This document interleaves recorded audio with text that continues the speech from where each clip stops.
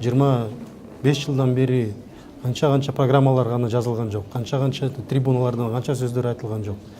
Бирок баары бир бул сегментти биз өнүктүрө албай атабыз. Бул сегментте биз каалагандай, өкмөт каалагандай өскөн жок.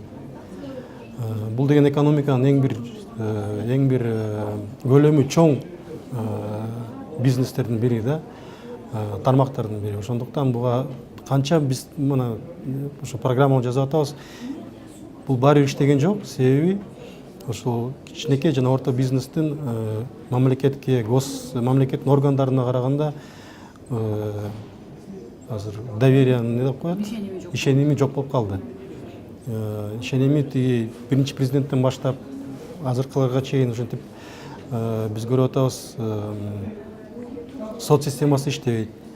Эгерде бизнес кичине өсүп бутуна турар кезде уже ал бизнеске башка көз караштар болуп, башка ошол бизнести тартып алайын же дагы көбүрөөк налог алайын же дагы башка бир текшерип бирдеме ушу проблеманы түзүш керек деп канча ушундай күн сайын эле ошондой эмелерди, окуяларды көрүп атабыз.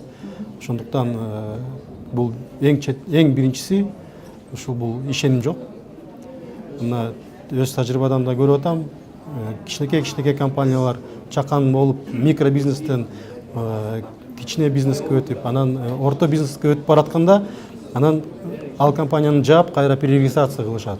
Мына бул мага жетет деп эле ойлой эле болду. Ичинен ойлойт, дагы өнүксөм болот эле, бирок коркот тияктан. Анан келет, текшерет, алып алат, тартып алат. Ошондуктан эң биринчиден ушул доверияны, ишенимди көтөрүш керек. Экинчиден соцфонд деген бизде бир бале бар. Аны дагы жок кылыш керек. Ошол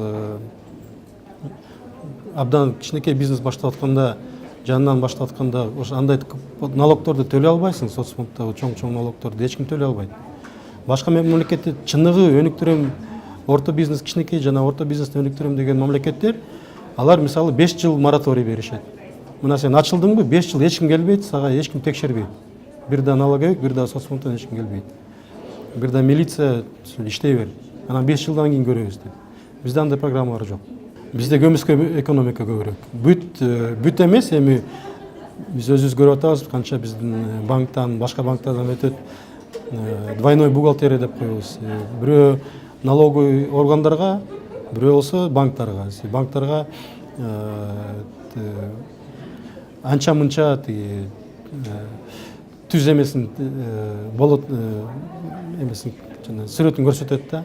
Налоговыйга бардык эле жана убыточный болуп баары минус болуп көрсөтөт. Себеби ошол налогтор чоң.